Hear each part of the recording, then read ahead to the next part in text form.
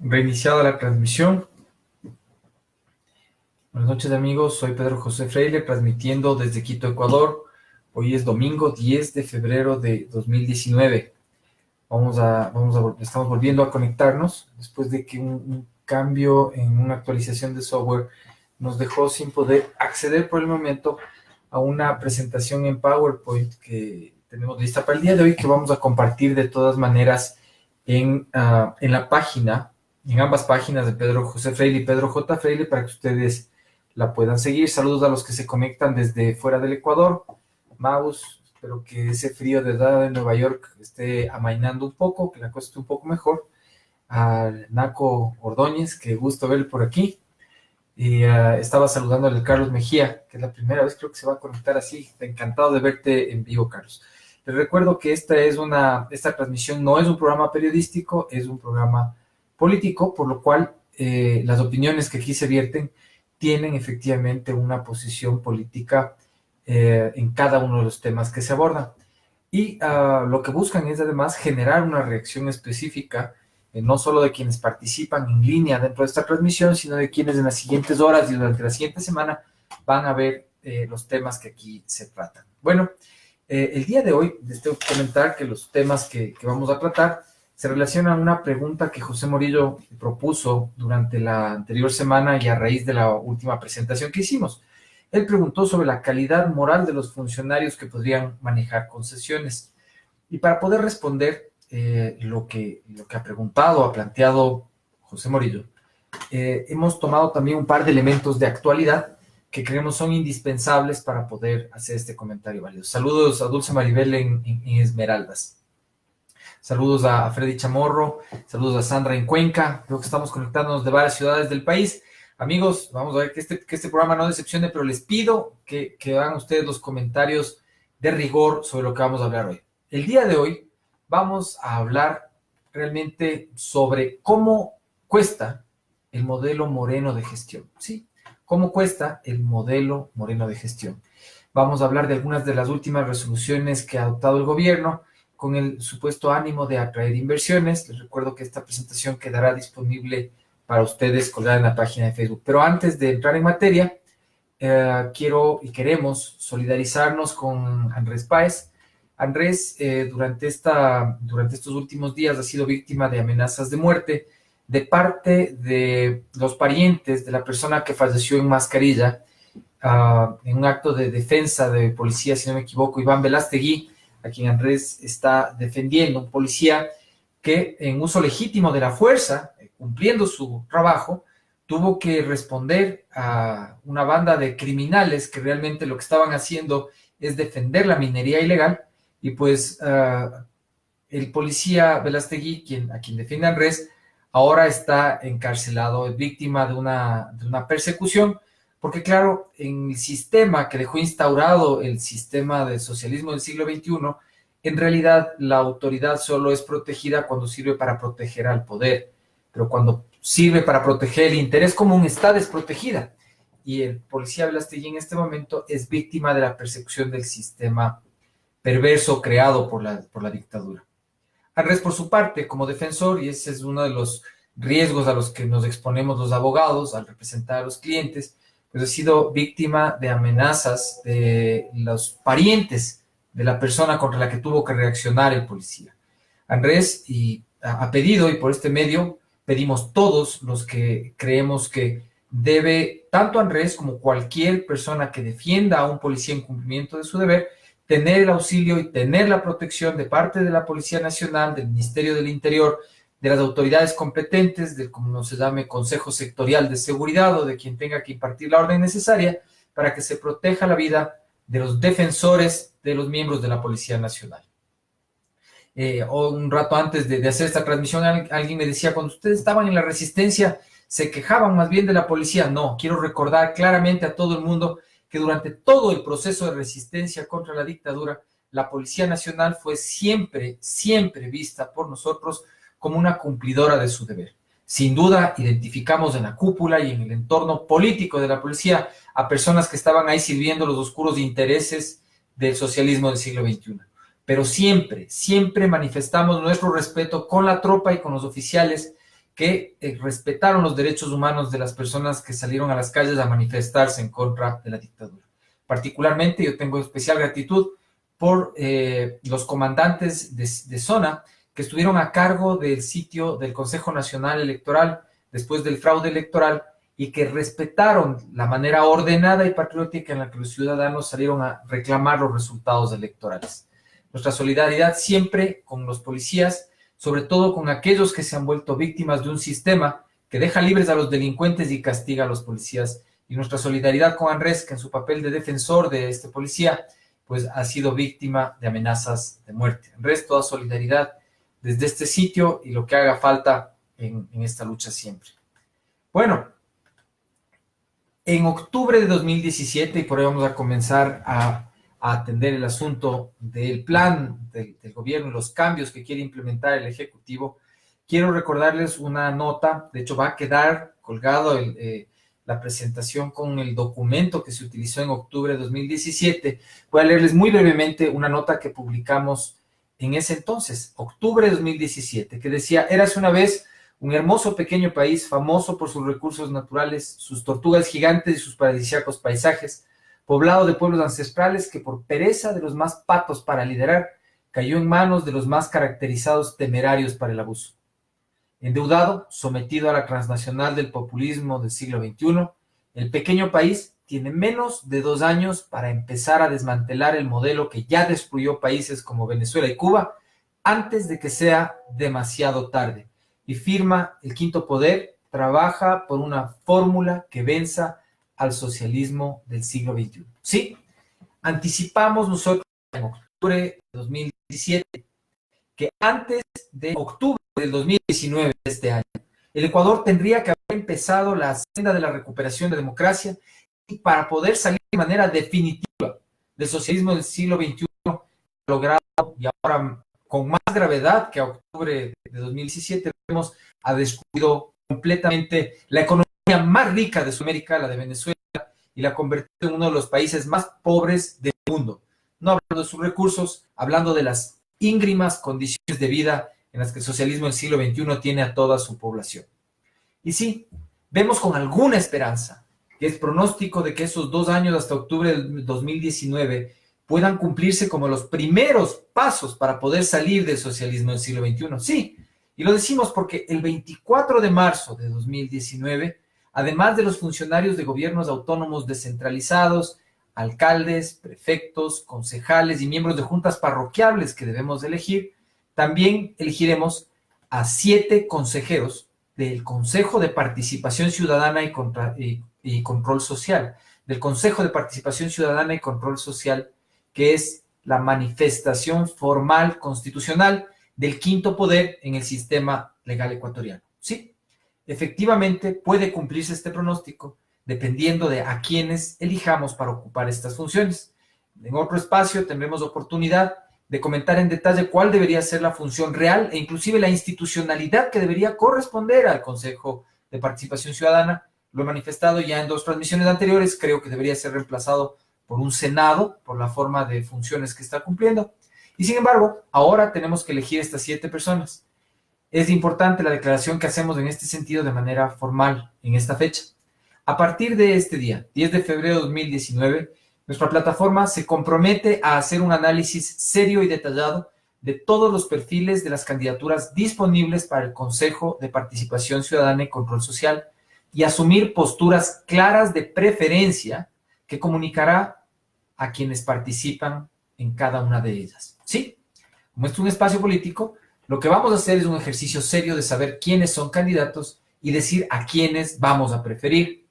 Hay personas que conocemos que están participando, personas que nos acompañaron en la lucha en las calles, que lideraron momentos cruciales dentro de la resistencia contra el correísmo, como el comandante Alan Molestina o el doctor Carlos Figueroa o Jovita Bonfay, pero hay muchos nombres que realmente debemos conocer y que queremos sopesar para darles a conocer a ustedes también, porque para la mayoría en este momento será un asunto nuevo saber que además de los prefectos y demás, tenemos que escoger a los 7 representantes del quinto poder y que estas personas en realidad, su nombramiento apenas es el primer paso para poder tener esperanza real de salir del socialismo del siglo XXI.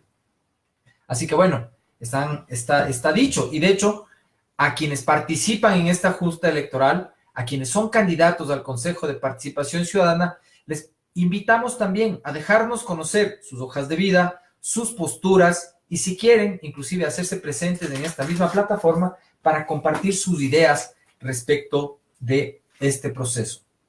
Muchos nombres que no podrían quedarse al margen, otros que podrían rechazarse, entre los que me acuerdo, sí, simplemente, inclusive está Hernán Ulloa, jurista de Guayaquil, tipo valioso que también estuvo activo en la resistencia, como Alan Molestina o Carlos Figueroa o Jovita Bonfay, pero ya va a haber oportunidad para hablar sobre cada uno de ellos.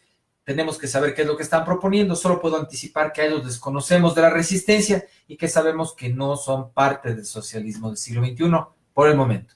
Pero como digo, esto vendrá en las siguientes horas. Ahora, en las últimas horas, la empresa EMCO, la empresa coordinadora de empresas públicas del gobierno del Ecuador, sacó un boletín de prensa que ha conmovido a la opinión pública, o no ha conmovido mucho a la opinión pública. El día de ayer salió en los periódicos, el día de hoy los periódicos no dicen absolutamente nada sobre la noticia de que se va a reducir el 10% del personal de las empresas públicas, pero tampoco dice nada sobre el decreto ejecutivo 660 que se publicó esta semana, un decreto ejecutivo que las redes sociales, en algunos ámbitos, dicen que implica que el presidente de la República ha renunciado, ha regalado funciones, ha constituido un consejo de gobierno para dejar en manos de otros que no fueron elegidos por la voluntad popular el gobierno de la República. Bueno, hay varias posiciones respecto de lo que dice este decreto 660 y nosotros lo que queremos es empatar la existencia de este nuevo decreto que reorganiza algunas cosas diferentes con este boletín de prensa, instrucción administrativa. No tenemos muy claro cuál es el mecanismo de orden jurídico que provoca esta decisión de optimización del sector público, pero en lo relevante es este boletín que manda como objetivo, el objetivo de lograr mayores niveles de eficiencia en la gestión técnica y administrativa, motivando a los gerentes, dice, en función del decreto 135 a aplicar e informar la reducción del 10% de la plantilla del personal de las empresas públicas, tomando como referencia los informes a diciembre de 2018. A ver, lo que estamos viendo aquí es una decisión del gobierno, por lo visto explícita, por lo visto definitiva, de que en la siguiente semana, esto dice hasta el 20 de febrero, pues le va a caer con el San Valentín a algunos funcionarios del sector público y al menos 1 de cada 10 tendrá que irse a su casa. Habrá gentes que aprovechen esto para decir, esto viene de las recetas del Fondo Monetario, esto viene de la influencia de los empresarios en el gobierno, esto viene de donde sea que crean que venga.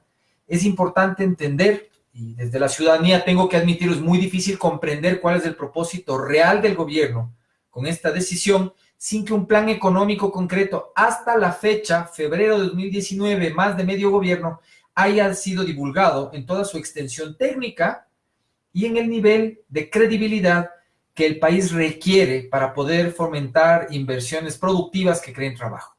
Sí, en realidad el Estado debe reducirse, lo hemos dicho hasta el cansancio durante los últimos, no 2, 4, 10 años, pero en realidad es importante entender qué implica la reducción del Estado y cómo ésta tiene que articularse dentro de un plan que lamentablemente el gobierno hasta este momento todavía no nos deja conocer. Vean, para entender un poco el tema de por qué reducir el Estado, entendamos un poco qué es lo que le pasa a una persona que está obesa, a una persona que está muy gorda. Una persona que está muy gorda, además de no verse bien de pronto, y con el perdón de quienes estamos con un poco de sobrepeso o con mucho sobrepeso, es simplemente una manera de ilustrar el asunto sin el ánimo de faltar el respeto a absolutamente nadie, pero efectivamente el sobrepeso puede traer también niveles malos de colesterol, bajos niveles de ánimo, dificultad de movimiento y un montón de otros problemas que son, digamos así, concurrentes, que suceden en el mismo momento en que uno está bien gordito, y otros que son resultado de estar gordito y que le van afectando en el tiempo. Entonces, estar mal de peso en realidad puede significar muchas cosas. Estar obeso puede significar desde muchas perspectivas cosas distintas. Por ejemplo, ¿un estado obeso es un estado que tiene muchos empleados? Probablemente sí. ¿Un estado obeso es un estado que tiene muchos activos improductivos? Sí, probablemente sí. ¿Un estado obeso es un estado que corre demasiados riesgos? Tal vez una persona que hace poco ejercicio, un estado que tiene pocos ingresos, que tiene pocas iniciativas productivas, que tiene pocos aliados en el entorno. Sí, probablemente sí. Porque en realidad la obesidad del estado, el sobredimensionamiento del estado, el exagerado tamaño del estado, implica que con muchos empleados haya mucha dependencia política, porque las personas que están contratadas en el estado le responden a los intereses del tipo que les nombró. No digo que le estén pagando diezmo a todo el mundo en la función pública, espero que no sea así, pero en realidad sí significa que las personas que se vuelven dependientes de un sueldo en la función pública tienden a volverse obedientes de quienes están en el poder político del Estado.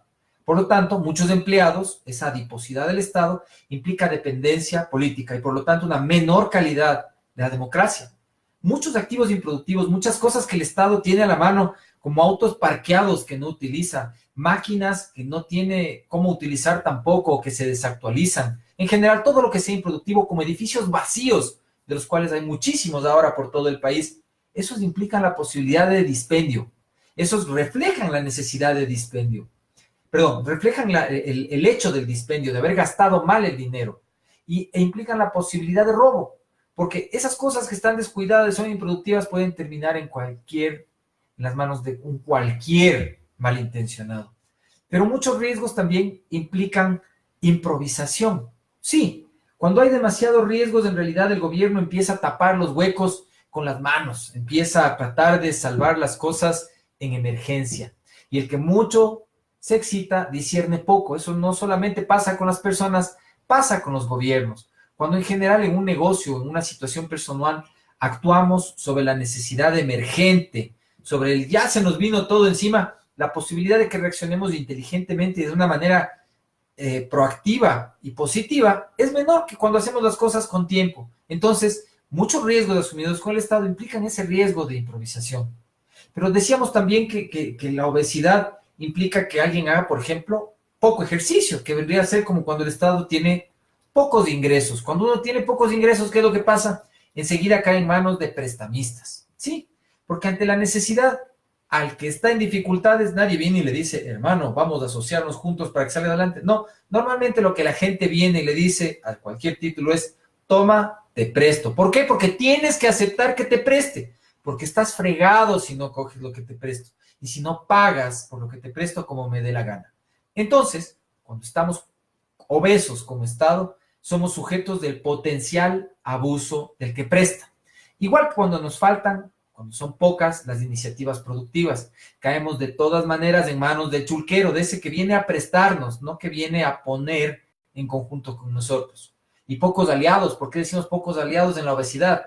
Porque cuando uno está muy gordito es más difícil que las más guapas quieran bailar con uno. Le toca estar, como se dice vulgarmente, y sin que sea peyorativo, me disculpan las señoras feministas, pero toca bailar con la más fea. Y eso implica necesariamente ser víctima del abuso de las potencias emergentes, con respeto que igual merecen los ciudadanos de la República Popular China, donde tengo muchos amigos que de hecho sé que ven esta transmisión y a quienes mando saludos, y a todas las personas de Rusia, en donde tampoco no tengo amigos realmente allá, pero en realidad son potencias que se vuelven abusadores emergentes, como potencias emergentes son de un país como el nuestro, que ante la falta de un plan para salir de la obesidad, empiezan a tratar de comprarle a precio de gallina robada las cosas, que tratan de clavarle préstamos onerosos como si fuera el chulco, y que no tiene otra salida que aceptar esas condiciones de un pobre país como el nuestro. En esas condiciones la pregunta es, al final, ¿cuál es el plan? Y de a cómo cuesta ese plan. Realmente tenemos que ponernos las pilas respecto de eso. Y a quienes van a entrar en el Consejo de Participación Ciudadana, no perder de perspectiva que su función de control social implica que sean nuestros ojos frente a un gobierno al cual deben demandar desde el primer día que se posicionen absoluta transparencia y claridad respecto de los planes que lleva adelante. Un Estado eficiente Un Estado que se pone en buen estado físico, que ya no está obeso, que tomó la decisión personal de levantarse temprano, hacer ejercicio, comer a las horas, hacer dieta y demás, en realidad es un Estado que no diluye sus responsabilidades en comités. Es un Estado que no diluye sus responsabilidades en juntas de ministros. Es un Estado que a través de quien es responsable toma decisiones y las ejecuta. Es un Estado que invierte en garantizar tres cosas: el orden, la paz y la justicia. Ojo, un Estado eficiente invierte en eso, en garantizar orden, paz y justicia. Administra lo mínimo y se asegura de generar las condiciones necesarias para que los privados cumplan su función social de asumir el riesgo. Sí, un Estado eficiente no delega decisiones en comités, toma decisiones y las ejecuta, invierte en el orden, la paz y la justicia, administra lo mínimo y se encarga de que los privados inviertan dinero, creen y mantengan puestos de trabajo, se endeuden, paguen impuestos y sobre todo estén dispuestos a hacer lo que solo le corresponde o nos corresponde hacer a los privados. Y eso es, cuando no hacemos bien las cosas, a perder. Sí, es lo único que no puede asumir el Estado y que, de hecho, nos corresponde a los privados. Asumir con valentía el riesgo de perder.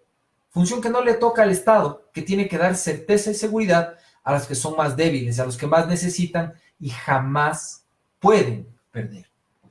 Pero un Estado eficiente como el que hablamos subyace en una estructura constitucional. La maldita Constitución de Montecristi, la Constitución que rige el Ecuador, creó un sistema que ya nos hemos cansado de decir es hiperpresidencial. Decimos es hiperpresidencial porque el centro y el principio y el fin de todo es el presidente de la República. No es una exageración, es así como funciona. Pero para que la mayoría entienda y estemos más bien en la misma línea de comprensión, entendamos qué es lo que hace normalmente el presidente. El presidente no solamente está ahí para el cambio de la bandera, lucir bien en las entrevistas, hablar asuntos importantes de orden cuántico, presidir los comités y ustedes señoras. No. El presidente del país, y dentro de un sistema como el ecuatoriano, tiene esencialmente cuatro simples cosas que hacer, que vienen de varios artículos de la Constitución y varias leyes que dicen que consisten en las funciones, pero que en un mundo ideal, en donde la gente se habla viendo a los ojos de una manera transparente y directa, se pueden resumir en cuatro cosas simples. Un presidente tiene que proponer lo que hay que hacer, escoger a los que organizan lo que se va a hacer, mandar a los que hacen y conseguir los recursos para que se haga. Sí, proponer lo que hay que hacer, escoger a quién organiza, mandar a los que hacen y conseguir los recursos. Eso hace el presidente cuando cumple las funciones que la ley denomina ejercicio de la función ejecutiva, ser jefe de Estado, ser jefe de gobierno y responsable de la administración pública. En otros términos, cuando el presidente propone qué hay que hacer, nos traza una línea, una visión, su visión, la del líder principal del país, la de que es la de la persona que es el jefe de Estado, de la máxima autoridad del país, para guiarnos moralmente hacia dónde podemos caminar. Pero para eso, obviamente, vamos a ver, tiene unas características especiales. Proponer lo que hay que hacer. Escoger a quienes organizan, porque el presidente es el jefe del gobierno. Y no solamente está ahí para presidir las reuniones en el salón amarillo o para sentarse en la mesa del salón de gabinetes y decir malos chistes. No. Que de hecho, ninguno de los presidentes del Ecuador creo que hasta hoy se ha caracterizado, salvo el doctor Gustavo Noboa Bejarano, por tener un dossier de chistes así medio interesantes. Pero fuera de eso, el presidente de la República tiene que escoger a todos los otros bonitos que están sentados en la mesa, los ministros, los cabezas de las entidades públicas, que son los que tienen que organizar para que esa visión del presidente se convierta en cosas hechas, en cosas que nos favorezcan a los ecuatorianos, en cosas que cambien nuestra realidad para mejor. Pero el presidente, no por tener los que organizan, deja de ser el que manda, porque el presidente, como jefe del gobierno y responsable de la administración pública, tiene que conseguir los recursos necesarios para que las cosas se hagan. Y tiene que mandar sobre ellos, en ámbitos como la seguridad interna y externa del país, en ámbitos como las relaciones del país con otros países, El presidente es el que manda. Por eso, para poder tener un gobierno eficiente dentro del marco que tenemos ahora, saber quién es el presidente, quién es el jinete del gabinete es muy importante. ¿Y qué es lo que tiene que poder hacer el presidente desde su propia naturaleza para poder cumplir? Es simple. El presidente tiene que tener capacidad, liderazgo, formación, visión y valores. Sí, eso que dije rápido, les voy a decir despacio de nuevo. A medida que me acordé, mientras hacía esta presentación, de un momento muy interesante en la historia que les recomiendo buscar en redes y leer sobre ese, porque realmente es un excelente ejemplo de estas cuatro características esenciales que debe tener el presidente como jefe de gobierno, jefe de Estado, máxima autoridad y responsable del sector público. Capacidad, liderazgo, formación, visión y valores. ¿Sí? Y esa es la batalla del puente de Arcole. Se escribe Arcole. Y si ustedes buscan con las dos palabras claves Napoleón y Arcole, van a encontrar esto en muchos sitios en el internet. Hay versiones históricas que difieren más o menos en ciertos detalles, pero en general van a encontrar que es una historia que se cuenta transparentemente y nos permite ilustrar perfectamente esto. Cómo quien preside en realidad es capaz de promover, de proponer y promover lo que hay que hacer, de escoger a los que tienen que organizar, de mandar eficazmente a los que hacen y conseguir los recursos para hacer. Para los que van a tener pereza de buscar, a pesar de que les recomiendo que sí lo hagan, en la batalla del puente de Arcole, Bonaparte, ya siendo general, todavía muy joven y peleando todavía por una Francia en la que él no era un gobernante, llega a un punto que se llama Arcole y se encuentra al otro lado del río con una pesada artillería austriaca. En ese entonces era el Sacro Imperio Romano Germánico, creo que se llama Germano Románico, algo así, y se ven ante la imposibilidad de cruzar al otro lado, porque de un lado vienen hombres a pie y a caballo por un puente diminuto, del otro lado les esperan cañones enormes. Y claro, Bonaparte primero piensa identificar el hecho de que los cañones no pueden disparar muy lejos y decide él encabezar personalmente la marcha de los hombres sobre el puente. Toma la bandera de su regimiento y cruza él al frente de todos los hombres, acompañado de Morán, creo que se llamaba su mejor amigo y lugarteniente, que muere de hecho en esta batalla, hasta el otro lado, para fracasar en el primer intento de tomar los cañones, después de que habían estado peleando en ese sitio el ejército francés y los austriacos ya como unos 15 días. La noche en que regresa con el cuerpo de su amigo Napoleón a campamento, donde sea que se hayan asentado del otro lado del puente de Arcole, él inventa una manera de poder vencer a los austriacos y les manda a los tambores a la retaguardia de los austriacos. Les manda a dar la vuelta río abajo y río arriba para que encuentren dónde cruzar y se vayan por atrás de los austriacos.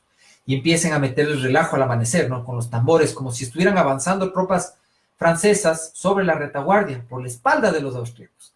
Claro, lo que hacen los pobres austriacos es oír los tambores y se dan la vuelta con los cañones para recibir de los que avanzaban, momento en el cual Napoleón dice todos a cruzar el puente de nuevo y en realidad les ataca por la retaguardia, pero cruzando el puente por donde antes era el frente. Sí, es, como les digo, una buena historia y si ustedes van a leer los detalles del proceso, de la capacidad, de liderazgo, de la formación, de la visión y los valores que Bonaparte tuvo para proponer lo que había que hacer, escoger a los que tenían que organizar, mandar eficazmente a los que tenían que hacer y conseguir desde donde estaba y con lo que tenía los recursos necesarios para lograrlo exitosamente. Cosa que no solo el gobernante del Ecuador, sino cualquier gobernante del mundo debería ser capaz de hacer para poder sacar adelante a su gente. Ahora, para hacer esto, voy a empatar la siguiente decisión del gobierno con esta de extraña decisión de en este momento y sin un plan más claro, sacar el 10% de funcionarios de las empresas públicas. Y ese es el decreto ejecutivo 660, mediante el cual el gobierno crea 7 gabinetes sectoriales. O 7 gabinetes, entendiendo que son unos espacios de supervisión, control, monitoreo, pongan ustedes las palabras que quieran. Mi abuelita solía decir de espacios similares, les decía a los test con sus amigas, pero al final de cuentas son 7. Dicen que el presidente se ha ido a Davos, a Suiza, con un par de los ministros más jóvenes. Se han ido con los ministros, con el de finanzas, con Pablo Campana, que de hecho nos ha representado excelentemente bien en Davos, y allá se han reunido con gente importante, porque al G7, no, perdón, al Foro Económico de Davos acuden no solamente las mentes más brillantes de la economía mundial, sino también los empresarios más importantes y los líderes de los organismos multilaterales y de los países más poderosos del mundo, incluyendo aquellos que forman parte del G7. G7 en realidad es el grupo de países más ricos del mundo. Entonces han visto allá que el G7 y se quedan picados porque dicen que al ministro de Economía le han mandado a que entremos al G7 y no le han dejado. Entonces llegan acá al Ecuador y se les ocurre organizar aquí 7 gabinetes. Entonces con 7 gabinetes el gobierno del Ecuador ya tiene su propio G7. Entonces será, claro, este no es el G7 donde está, no viene de invitado el señor Zuckerberg o no sé, el señor Bezos o la señora Lagarde. No sé si vengan a este G7. Pero Ecuador ya tiene un G7. Es el G7 de los jinetes del gabinete, en donde tenemos un gabinete estratégico, cuántico, uno sectorial social, uno de recursos naturales, uno de seguridad, uno económico y productivo, uno de gobernabilidad y gestión política, y otro, este es el más cuántico de todos, es el gabinete de proyectos de alto impacto. A ver, no estoy vacilándoles. Si ustedes buscan en las redes y buscan el decreto ejecutivo 660, van a encontrar eso en la última página. Entre los gabinetes dentro del G7 del Ejecutivo, se crea también uno que es el proyecto, ¿cómo es? Perdón, de nuevo, Gabinete de Proyectos de Alto Impacto.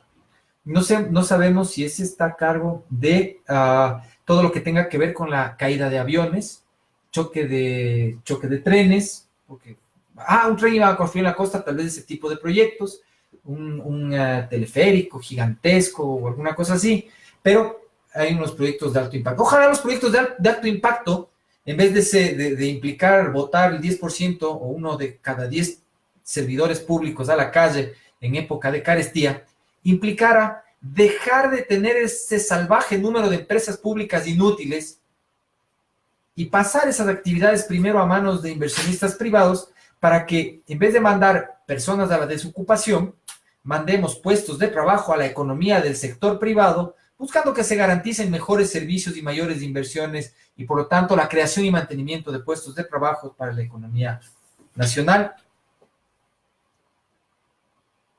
Un segundo. Voy a volver a escribir, por favor, no puedo leer. Ya. Pues sí, el G7 nos lleva a reflexionar realmente sobre la calidad del gasto público nuevamente. Parecería que la creación de más gabinetes en realidad solo va dentro de la misma lógica de no mover nada, dentro de la misma lógica de conservar el mismo estado obeso, que en lugar de reducirse sigue contratando gente y que vota unos pocos para poder hacer la muestra de buena fe, pero que en la práctica no es menos obeso ni más eficiente. ¿Sí? ¿Qué nos conviene más? ¿Seguir manteniendo el Estado proveedor financiado o el Estado inversionista directo? El Estado que deja que todos nos vendan bienes y servicios de cualquier otro lado, o el Estado que nos compra a los privados, que nos compra a las familias bienes y servicios, que nos compra a los ecuatorianos en vez de a los extranjeros. Nos conviene más ese Estado que está dispuesto a que le presten plata para comprar más activos improductivos y estar más obeso, o el Estado que está dispuesto a gastarnos más plata a los locales para que produzcamos y vendamos más. Y cómo nos gasta más no es comprándonos necesariamente, a pesar de que obviamente el sistema de compras públicas también es un aparato para eso. Simplemente de cobrarnos menos impuestos para que podamos invertir más dinero en líneas de producción, en insumos, en materias primas, en trabajo. El Estado en donde entregamos nuestros dólares a otros países, o el Estado que recibe inversiones y en el que ganamos dólares y ganamos liquidez para la economía nacional. Ese Estado tiránico que estaba interesado en garantizarle trabajo solo a sus amigos. Ese Estado socialista populista del siglo XXI que solamente quiere más burócratas porque son personas extorsionadas, esclavos del sistema, que tienen que serles obedientes. O un Estado más libre, democrático y abierto, que garantiza el trabajo y las oportunidades de toda la gente, sean o no afines al gobierno. ¿Qué nos conviene más? Lo que nos conviene más es un Estado que facilita la existencia de inversionistas y socios, aliados geoestratégicos, no financistas prestamistas. Sí, que puede lidiar con organismos multilaterales que están dispuestos a correr riesgos como prestamistas, sí, pero para crear condiciones para inversionistas. Un Estado que gana o pierde conmigo, no uno que cobra y gana de mí. Un Estado que cree en lo que puedo hacer, no que cree en lo que tengo para quitarme. Un Estado que confía en lo que haremos juntos como nación y no un Estado que confía en su propia capacidad de cobro. Sí, lo que nos conviene es un modelo diferente. Lo dijimos en octubre de 2007. La oportunidad para salir del socialismo del siglo XXI está a puertas. Y los 2 años que empezaron a transcurrir en octubre de 2017 termina en octubre de 2019, para cuando el Consejo de Participación Ciudadana y Control Social, que habremos elegido el 24 de marzo, estando en plenas funciones, sea también uno de los entes con la capacidad de promover reformas definitivas al sistema constitucional mal creado por la mal llamada Constitución de Montecristi. Lo que nos conviene, en resumen, es un Estado capaz de tomar decisiones por sí mismos, en donde el presidente no delega las responsabilidades en gabinetes, en donde las decisiones se toman rápida y eficazmente en favor de la inversión directa permanente, para constituir un modelo pragmático enfocado en liberar a la gente, de asumir que las personas son inteligentes y que necesitan seguridad y libertad para tomar sus decisiones. Un modelo que pone énfasis en la institucionalidad republicana.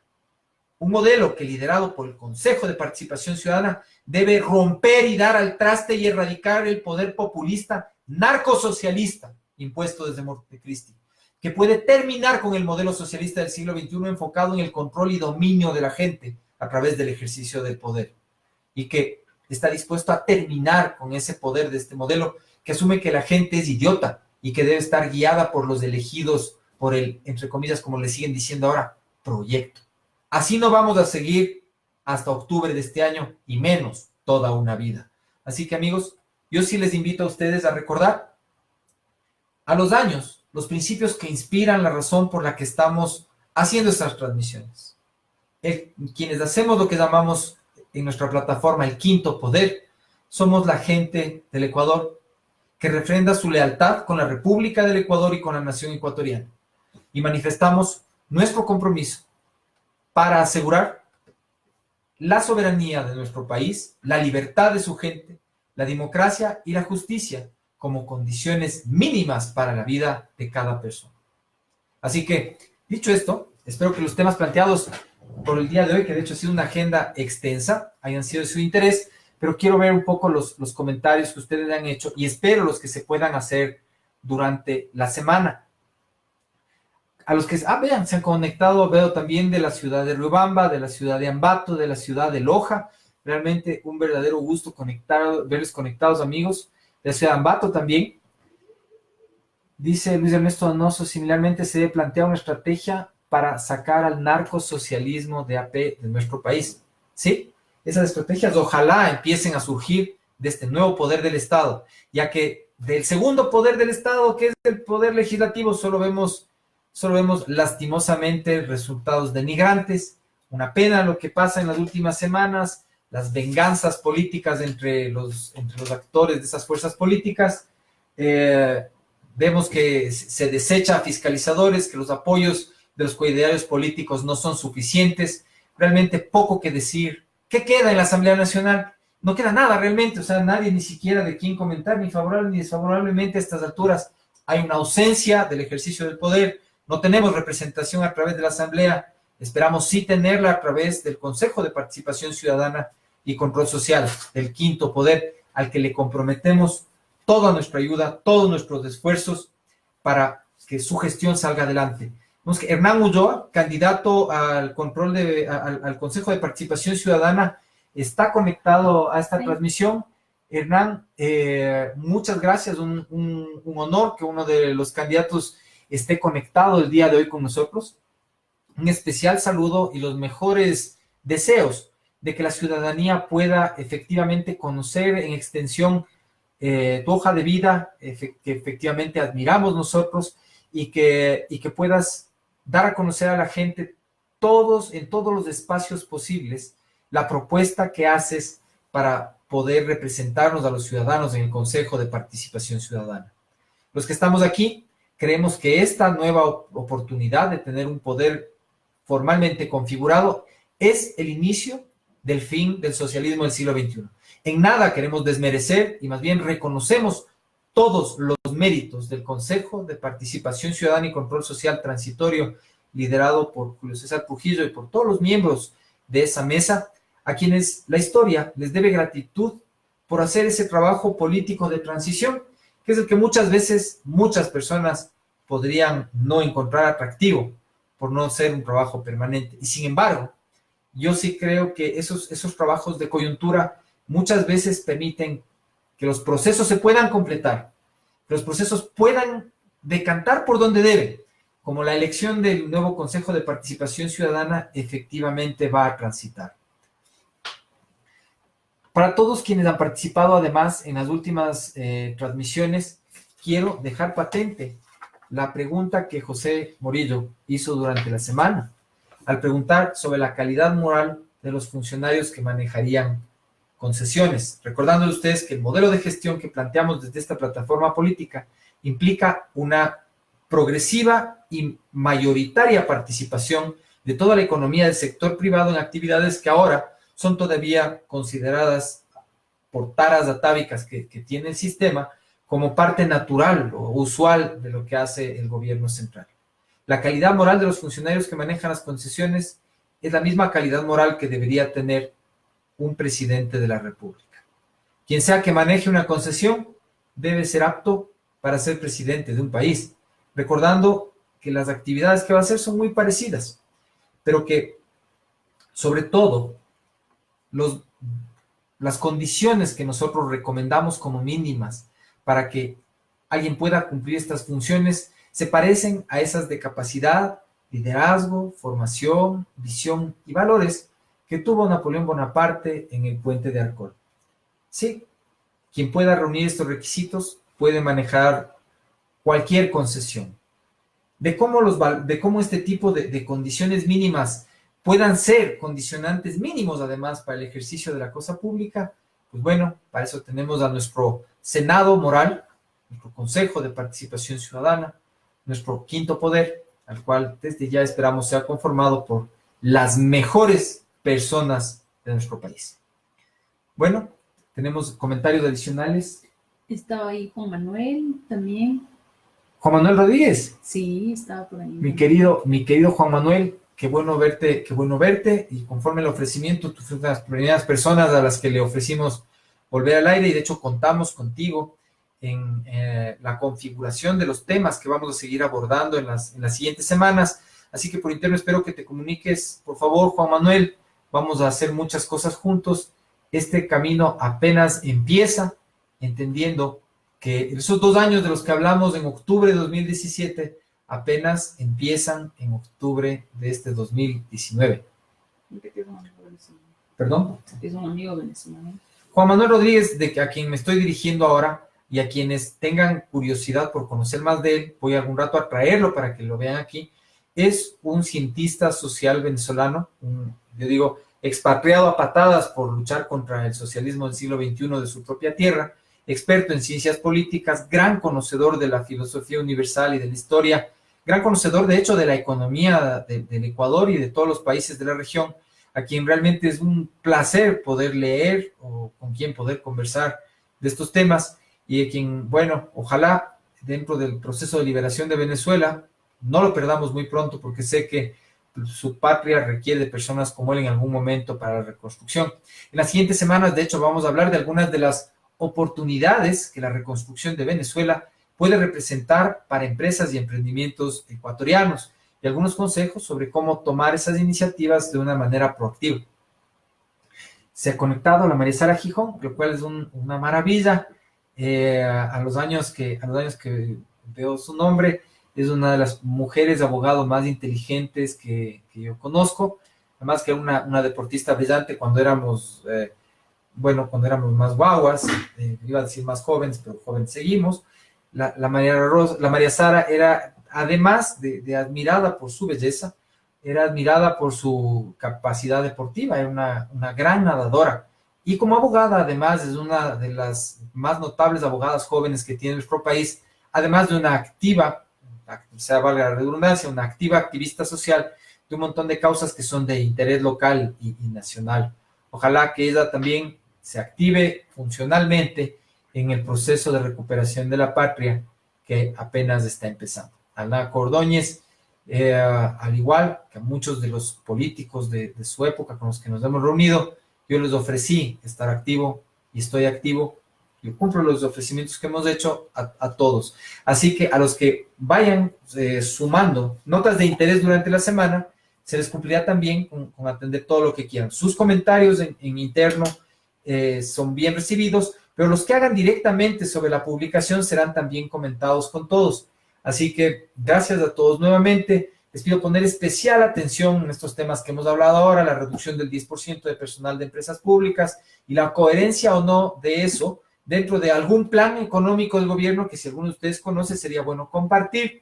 Segundo, la dilución de responsabilidades que busca el Ejecutivo al crear un montón de gabinetes en el entorno presidencial que al final de cuentas solo parecen tener el objeto de mantenernos dentro del mismo sistema del socialismo del siglo XXI, y el tema de fondo que es conocer bien y de cerca a quienes nos van a representar en el quinto poder formal, el Consejo de Participación Ciudadana.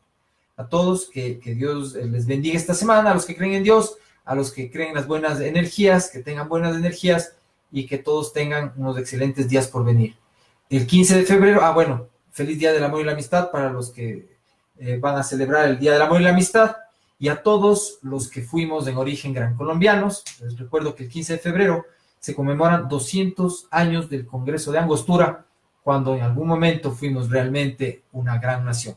Ojalá que los procesos históricos poco a poco decanten en que podamos recuperar esas fronteras comunes con países hermanos con los que podríamos ser más grandes juntos que separados. A todos, feliz semana. Se despide de ustedes Pedro José Freire desde Quito, Ecuador. Buenas noches.